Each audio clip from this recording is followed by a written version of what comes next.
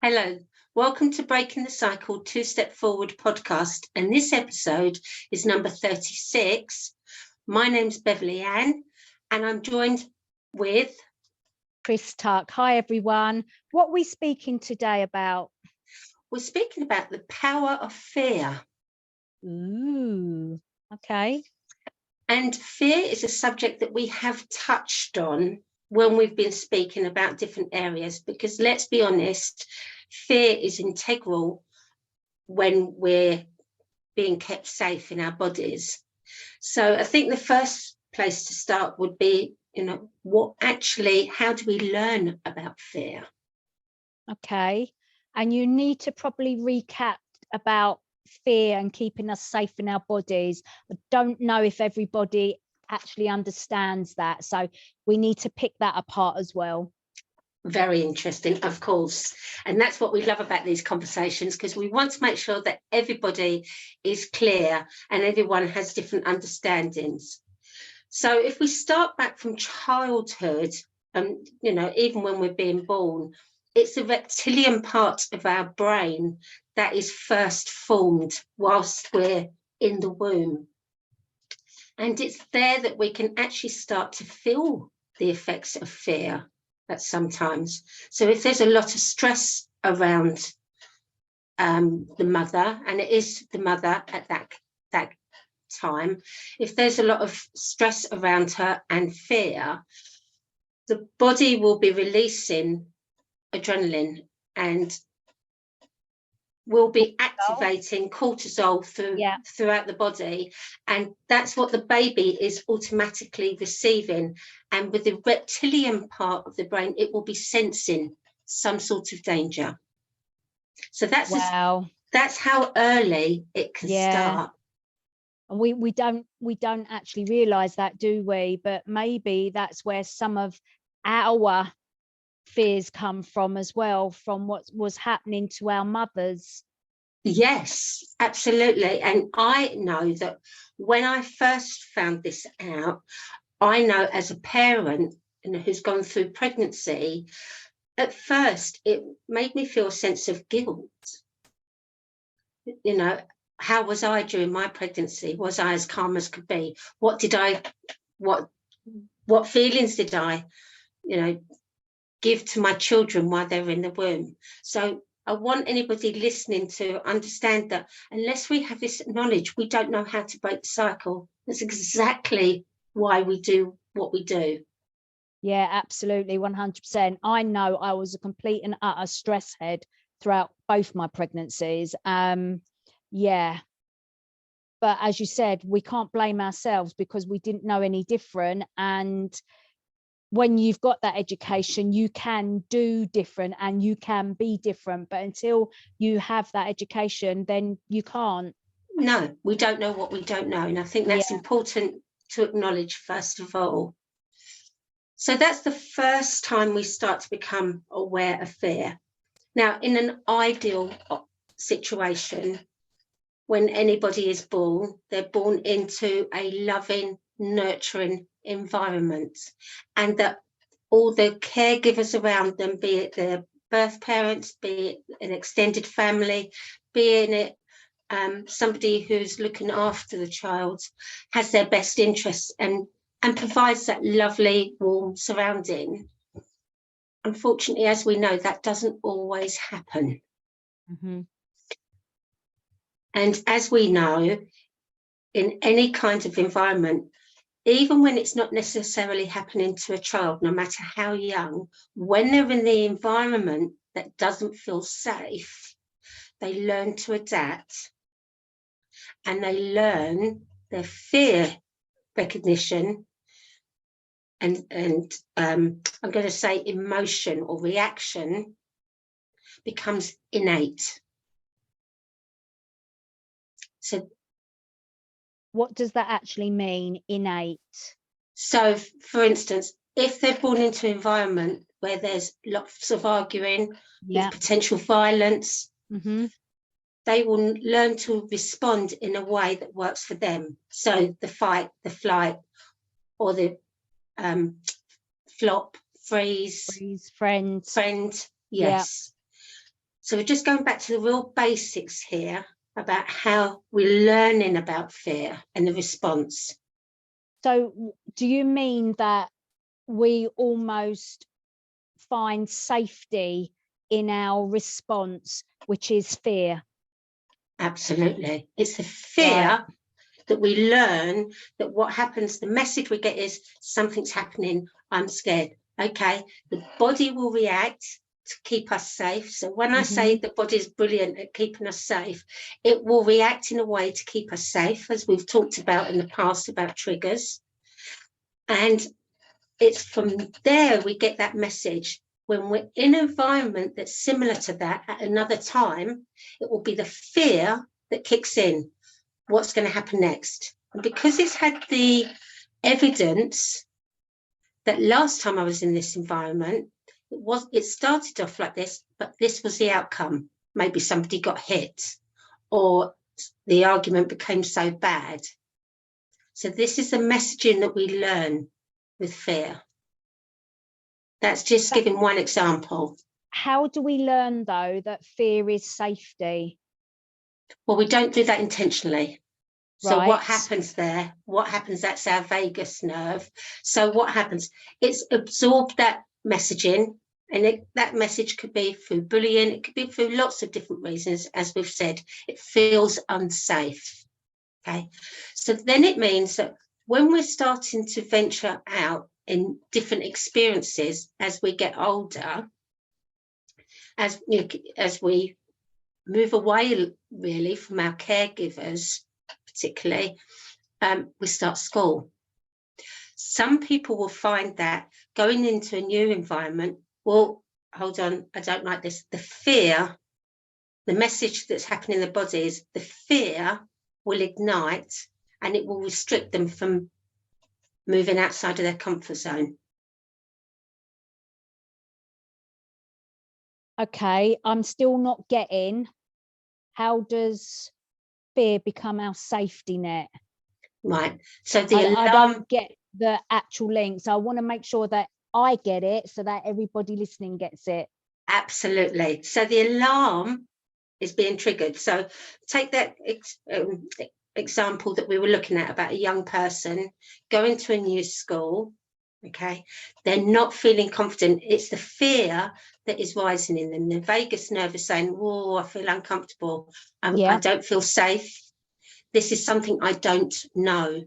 And because I don't know it, I know what it's like when I'm in this other environment. It may be horrible, but this is my normal.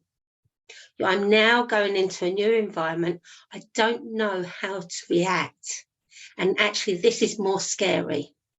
So even if they walk into a classroom and the teacher's smiling and everybody around them is friendly, their fear is keeping them back because it's like, I don't know how to react. I don't know how they're going to react. Can you see the messaging that's coming up? So potentially your fear can keep you stuck. So even if you want to enjoy new experiences, even if you want to grow, you can't go there because your brain and your body just won't allow you to, because it knows this and it doesn't know that. And so in order to keep you safe from that, even if it's a good experience, it keeps you here. Absolutely. So yeah, I think I can sort of like relay that to my mum and what she used to say when she was in that domestic violence relationship. Even though it was tumultuous and toxic for her, when I offered to get her a flat and get her away from that environment to a new environment where she could potentially be happy, she could potentially be in contact with her kids and stuff, it was almost like better the devil she knew than the devil she didn't. Yes. So it's exactly that, isn't it? It is. It's the fear. It's the fear. Yeah. Now, when we have a little bit of fear, that's good. That's what keeps us safe. Yeah. And it's like anything in balance. That's what keeps us safe. It's like a bit of adrenaline. That's good. That's why we get up in the morning. That's the additional energy we have to go and exercise. That's good. But when it becomes all the time, it then actually does the opposite. It doesn't protect us. What it tends to do is it isolates us. It can literally cripple you, can't it? And in those words, literally cripple you. Yeah. So as we've spoken about in another podcast, when we talked about chronic fatigue and chronic pain with Dr. Howard Schubiner, that is the fear that is generating that pain. It's like sometimes people will get a chronic pain in their knees because they're making their way to work or school and they don't actually want to go there. Yeah, the brain is so like powerful, isn't it? Absolutely. Yeah. And this is where, when we are thinking about recovery and we're thinking about going to therapy, etc., we're in fear of looking back because we don't want to experience the emotions that we shut off at that time from anything previously that's happened. And what I teach on my course as well, which you've been to, Bev, the 8-week course, is the anatomical alignment. And this is exactly what we've been talking about. When we are babies and children, we literally are in that fetal position within the womb because it's safe, it's loving, it's caring, you're nurtured, you know, you're very safe, so you're tucked up all nice and tight. And when you come out, you're birthed, you grow up, toddler, you learn to, don't you, go into the world and grow and touch and not be scared of anything. And if you are hurt in any way, you'll go running back to your caregiver, who will hopefully give you a hug or reassure you that everything's okay. And then that is almost like saying, yes, everything will be okay. So then you go off and you explore again. However, if you hurt yourself and then you come back to your caregivers who then hurt you again, there's no safety there. And so it's almost like you'll go into that curl up fetal position to protect yourself. Over time, as you go into adulthood, you don't adopt the actual fetal position, but the brain and the body subconsciously will go into eyes down, for example. You can't look anybody in the eye. It will go into hunched, rounded shoulders, which will then impact lower backs, hips, knees, and ankles. So the way that we hold ourselves in everyday life, the way that our posture is, it tells people if we are if we feel safe within ourselves and whether we are good with the world, or actually are we vulnerable and can they take advantage of that, the way that we do hold ourselves in our posture, even as we walk down the street. So we teach all of that. Absolutely. So the fear, you see that, because we are trying to get into that, that fetal position, you know, protection. Shoulders down, head down. I don't want to be seen. I want to be invisible. And have you ever walked past someone and said, you know, good morning or good afternoon, and then thought, oh, you've ignored me? Well, actually, it's not that they're ignoring you. It's just that, oh, who are you? You know, I don't know you. There's the fear. There's fear. And it was really funny. Well, not funny, haha, but I went to the Killer Next Door show last night. Don't ask why, but I just did. And Emma Kenny, the psychologist, whose tour it is, she showed us 3 people, different people, walking just down a corridor, and she said, who the person walking down the corridor at 3, as a person that potentially is a perpetrator, which of the 3 do you think they would go after? Who would they feel is more vulnerable? And of course, some people said 1, some said 2, some said 3. I was the person who said 3. And she said, well, you're a psychopath then, because you've just detected the person that you would select as your victim. But she said, no, but that is what happens. A perpetrator, a you know, potential perpetrator will look at people and they will look for the vulnerable, and they will look for the ones that don't really own their space, because they're easier prey. So it's really, really eye-opening to know how you hold yourself in the space outside and how you can better protect yourself. Yeah. You know, it's never your fault, but it's how to better protect yourself at all, you know, occasions as much as possible. And it's having that awareness. Excuse me, I'm going to cough. Because it's also that awareness. If you've been brought up in an abusive environment, how do you know what's not abusive? Because you may be scared in that type of relationship, but you know it. And unknowingly, you attract this. Now, I used to get really angry with this. Yeah. But I understand it now. So if you're listening to this and you're finding that it's bringing up some feelings of anger, then I'm going to say, I'm going to say good, because that's a positive. Because if it's irking you, there's something in you that wants to challenge it. Fantastic. And that sounds really weird. But this is where sometimes it's good to actually change that feeling of fear, because we feel it in the stomach. And when there's going to be something, like if we've got to do something that's scary. So what's scary for you, Chris? If I was to ask you to do something, what would be scary for you? Jumping off of something or jumping out of something and not knowing that the safety equipment is safe. Yes. It's out of my control. Yeah, I'm absolutely with you there, because I can feel it in my stomach right now. But so we get that feeling of fear in our stomach, and it's, let's be honest, it's horrible. It's heavy, it's horrible, it can make you feel sick. I can't watch a horror movie because it will make me feel physically sick with the fear that it brings up in me. Jelly legs. Yes, absolutely. And yet there's also that feeling of excitement, which isn't too dissimilar to fear. It's still butterflies, but it's not as heavy, if we're looking for a descriptive word. So I can say the idea of jumping out of an aeroplane absolutely scares me, and I can feel that fear, and I can see it in others when they're doing it. But as soon as they're out and they have no control, the exhilaration they feel is amazing. And yet it's a similar feeling, but slightly different. Now, I'm not saying I'm about to jump out of an aeroplane, thank you very much. But when we come back and bring it back to recovery, it's very much the same.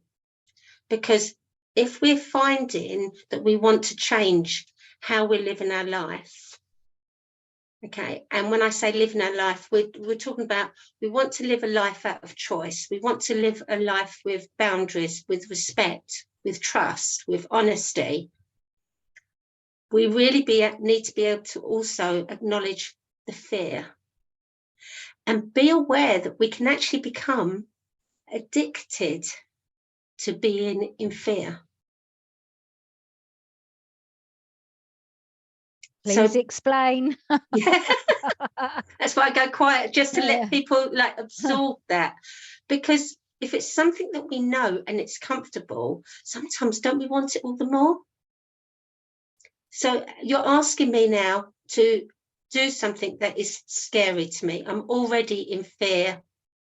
I know that. You're asking me to look back.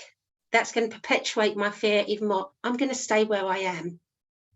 And actually, to recover, it's not about staying in fear. It's about being able to turn back, look over your shoulder is the way I like to describe it, and revisit, as we've spoken before, different actions and what we need to change.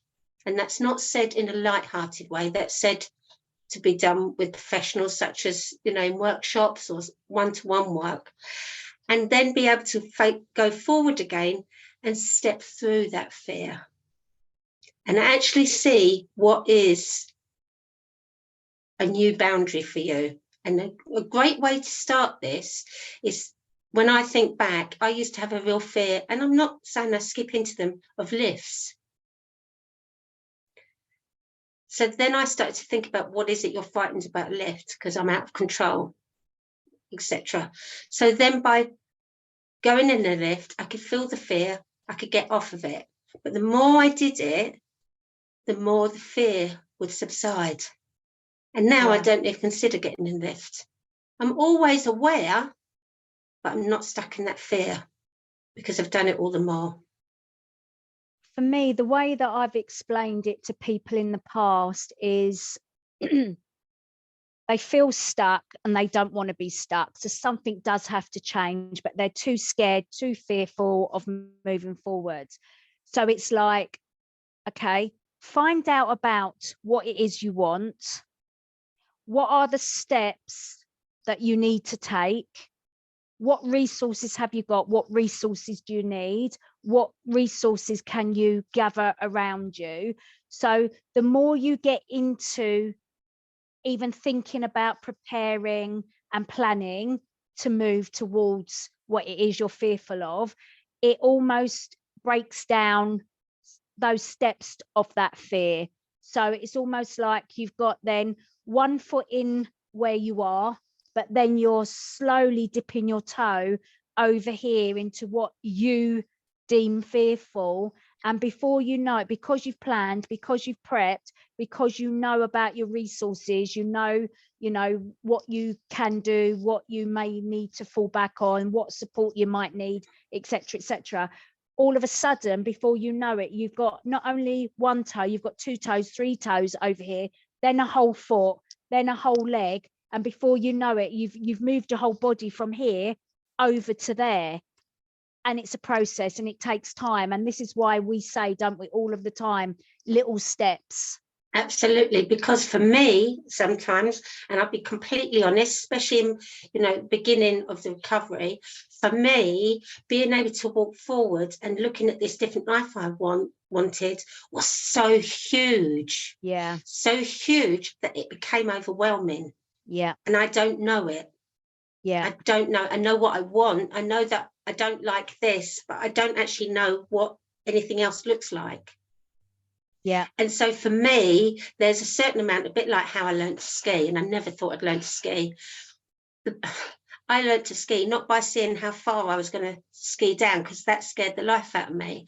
I learned to ski better by not being able to see down. So when there was a whiteout, when most people go home, I couldn't see where I was going. But for me, that was safer. Don't ask me why. I'm not going to ask you why. I couldn't think of anything worse. But can you see how we're all different? So yeah, for me, it meant that I didn't see that, crikey, I'm going to go from here all the way there. That to me was scary. Whereas now, for me, I've learned, that's why I like a challenge. It's like, here, I've got a challenge. Okay, I can see the end. I now challenge myself to get myself out of my comfort zone. And hence why, for instance, I'm doing this water challenge. Yeah. So we're recording this in the month of March, and I've since found out it's one of the coldest months in the year for the sea. And I'm choosing to do it you can do it in the sea, wild water, or the swimming pool. Both swimming pool and being in the sea hold a sense of fear for me, and I know exactly where they come from. Yeah. Okay, so I've been challenging myself and doing it. And even on the days that I've felt, I don't really want to do this. Yes, you do, because I can see my end goal. Yeah. Yeah. Whereas at one time, that end goal would be too big. Yeah. I hope that's given more of an example about how my brain works, because we all have different brains, and even our listeners listening to us will have a different way of thinking about it. 100%. But it's just like, I think the first bit of work is to either set yourself a little challenge like you've done, like going into cold water for a period of time to raise money. So you've got a purpose there, haven't you? That's why you're doing it, to conquer your own fears, but also raise some money. So there's a little bit of commitment there, a little bit of a purpose, a little bit of a drive. And for me, for example, what was that? What word was that? For me, for example, I used to be a complete introvert because of what I went through as a child. And now I wouldn't say I'm an extrovert, but I definitely love public speaking, even though I get those nerves, as long as I've prepared myself with all of the work that I need to do beforehand, I absolutely relish the challenge of getting up and speaking in front of people. But if you'd said that to me when I was a young child, there would have absolutely been no way. But again, it's been a gradual process. And the purpose, the big reason why I like to do it is because it's the communication, it's the awareness raising, and it's the change making. It's important for me. And in order for me to do that, I need to be able to publicly speak. So whatever it is, we're not saying you're going to go from A to Z straight away. You often don't, because of that fear factor, because of the way that the brain works, the alarm system goes off, the way that the body, the brain and the body wants to keep you safe. So it's almost like you have to make those small steps with the brain and the body know that it's going to be safe for them to move at the pace that you need to go at. And for some people, it's going to be massive leaps and bounds. And for others, it's going to be 5 steps forwards, 10 steps back, 5, you know, but as long as it's the progress, it's the persistent and consistent action that's going to get you from A to Z. And another way I like to put it is befriending the fear, but befriending the fear in the way that, okay, I feel fearful. What is it my body is fearful of? Yeah. Okay, for me at the moment, I'm fearful because I'm going into the sea. I didn't learn to swim till I was 10 and I could only dog paddle. What if I get out of my depth? Okay, yeah. So who's asking you to get out of your depth? What is it you need to do? I need to make sure that I'm in water that I can stand up in. Okay. Also, I need to know that there's somebody either with me or on the land that can. So it's asking yourself in whatever situation it is, what is it? Acknowledge the fear, befriend it. What is it you need? If you're in a relationship and it's toxic and you don't want to be in it, okay, what is it I need to leave it? Because there are going to be some emotional things and there are going to be some practical things. Yeah. And sometimes you don't actually know how you're going to do it. But once you start making those steps, okay, it may be that at the moment I don't actually work. So would it be that I look for a part-time job? Yeah. That's a thought, especially if you've got young children and you're in a relationship and it's challenging. Who do I have as a support system? Do I have any friends? Do I need any professional help? So it's the little steps and making sure, because once we're aware of the fear and we befriend it, then we can think, what else can we put in place? Because, and we spoke about this before we started recording, there is the other end. You can actually go the other way, whereas actually you seek fear as in a thrill seeker.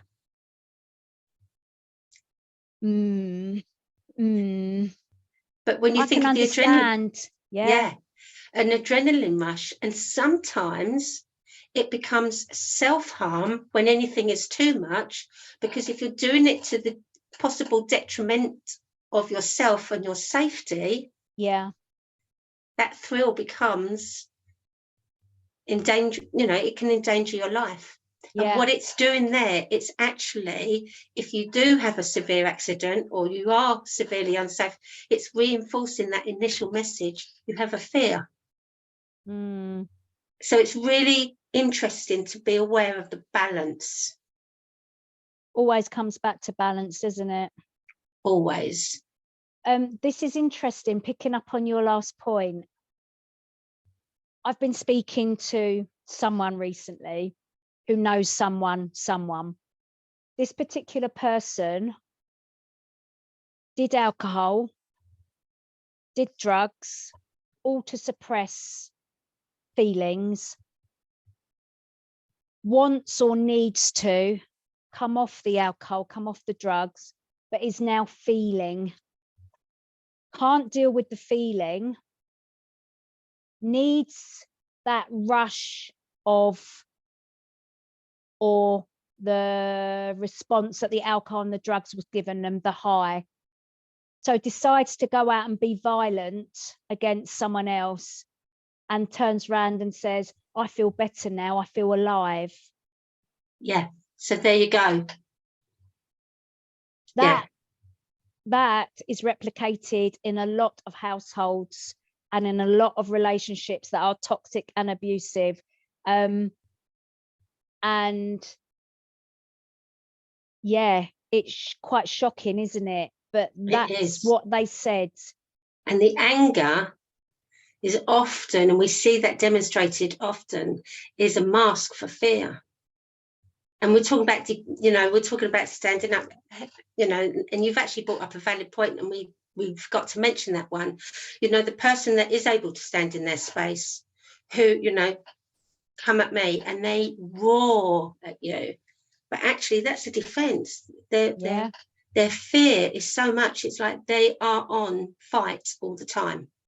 And think of that saying, the best defense is attack. So that's where anger comes from sometimes. So the person that is less fearful is able to stand still and stand in the moment and defend themselves, but not necessarily attack for no reason. So that's another element of fear, is anger. And we can bring this back to children as well, can't we? When they've seen, witnessed, or endured abuse, that their way of protecting themselves could be insular, like me, where I went within myself and I didn't speak to anybody, or it could be they come out fighting, literally, and then they're judged as the naughty child, or the child that's always the bully, for example. But as you said, that is a form of defense, that is a form of like protection, acting out of fear. So we almost need to relook at children and their behavior and actually find out what's driving it, rather than just labeling them this, that, or the other. What is going on for you? What has happened to you to make you like this? And it's always fear of the consequences. And if you think of what's been happening post-pandemic, or post-lockdown, I should say, post-lockdown, look at the fear responses that's coming out now, that is becoming more and more evident in schools with young children and adults. I was listening to the radio this morning, actually, just whilst I was driving my car to one of my venues, and they were actually saying that the fear within society is at a level where it's causing more people to be anxious, depressed, or fighting. There's a lot of aggression out there, and there's not a lot of patience, and people are losing their temper a lot more quickly. And as we know, Bev, that child abuse and domestic violence has risen during the pandemic, during the lockdowns, and is still at a high, higher than what it was pre-pandemic anyway. And then we've just got that general level of fear amongst the community, because no one really knows what the future holds for us, do we? Because it's all up in the air. And sometimes we'll never know, and we didn't know before. So some things don't change, but it's our perception. It's our perception of how we deal with it. I'm very aware of the time, because as always, we like to get things covered from all different angles. So if anybody's listening and you've got any questions, please contact us. If you're would like to email, BreakingTheCycleToStepForward@gmail.com. You can find us on Facebook, on Instagram, or make a comment through the platform that you're listening, whether it be a podcast or if you're watching the video. Yeah, fantastic. Yeah, we'd love to hear from people, wouldn't we? Yeah, and then also it means if you've got a question, we'll answer it in a podcast as well, and we'll let you know. So Chris, last thoughts before we go on fear. The good old saying, feel the fear and do it anyway, because fear will paralyze you in not doing it, and then you might have regrets. Whereas at least if you do it and it doesn't pan out, it doesn't matter, does it? You can try something else. So that's my thoughts. What about you? Fear for me comes down to judgment, but we're not going there anymore, because what if I make a mistake? Oh, and you know what? What if you do? You've learned something about yourself to enable you to move forward. Exactly. Not do it again.